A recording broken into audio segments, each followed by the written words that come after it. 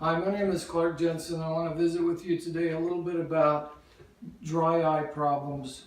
We call tear insufficiency of any kind dry eyes, which really is a misnomer because most often people who suffer from tear deficiency don't have dry eyes. In fact, oftentimes their eyes water a great deal. Some of the symptoms of dry eye problems are stinging, burning, watering eyes, blurred vision, sensitivity to light, sensitivity to wind, and fluctuations in vision from one time of the day to another time of the day, or even from one day to the next. Statistically, 1 out of 10 patients suffers from dry eye problems to one degree or another. Somewhere between 75 and 80% of dry eye problems are related to what we call meibomian gland dysfunction. There's 3 layers to the tear film. The first layer is a mucus layer. It coats the cornea and the conjunctiva, the white part of the eye, followed by the tear layer, which is by far the thickest layer, and the final layer is the oil layer, which helps prevent evaporation. The oil layer is produced by glands that we call meibomian glands, and these glands oftentimes as we age become plugged and not workable. They don't work properly, and so meibomian gland dysfunction is where the majority of dry eye problems or tear insufficiency problems originate. If a patient has meibomian gland dysfunction, an artificial tear off the shelf probably isn't going to do much good. So here are some of the treatments that we use to help treat dry eyes. And I share this with you so that you'll understand that there are many, many options beyond going to the grocery store and pulling something off the shelf. So of course there are artificial tears.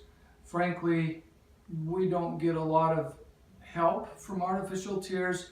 In severe or moderate cases, they're reserved pretty much to mild cases. Plus, not all drops are the same. Some drops are tailored to help those with meibomian gland or oil deficits, but most of them don't address that, and so most artificial tears are not effective.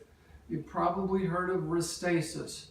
Restasis is an anti-inflammatory eye drop that we use oftentimes to treat dry eye condition. There's a new drug out on the market called Xiidra that is now Restasis's first competitor in that category. We're not sure how effective Xiidra will be, but we're hopeful that it will be another treatment option for us that is going to help another population of patients. Oftentimes with dry eyes, especially if they have meibomian gland dysfunction, we will prescribe an antibiotic. Usually that antibiotic would be doxycycline, which is helpful in making those oil-producing glands, the meibomian glands, function again. Sometimes we use antibiotics on the eyelid to control a condition called blepharitis. If we have infections of the eyelid margin, that can cause the eyes to burn and sting as well. There are multiple different lid cleanser options available, and so oftentimes we need to clean away the debris on the lids to make the tears effective and work like they should. Hot compresses can sometimes make a difference with some patients.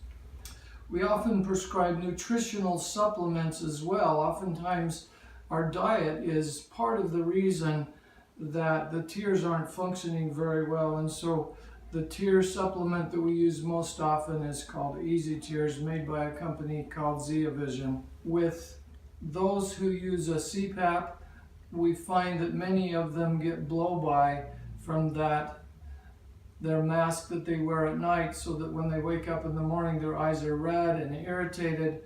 There's now a shield that can be put over the eyes. It's a goggle appearing shield that works pretty well, that we're excited to have available to help those who have problems with their CPAP. We also sometimes use contact lenses to treat dry eyes, In the past, we've used plugs to plug the tear drainage. Plugs have proven not to be as effective as we hoped that they would be. I wanted to share with you this information because it's important for you to understand that going to the drugstore or going to the supermarket and getting a drop off the shelf is probably not going to help you a great deal. I also want you to understand that there are many, many options to help treat dry eyes.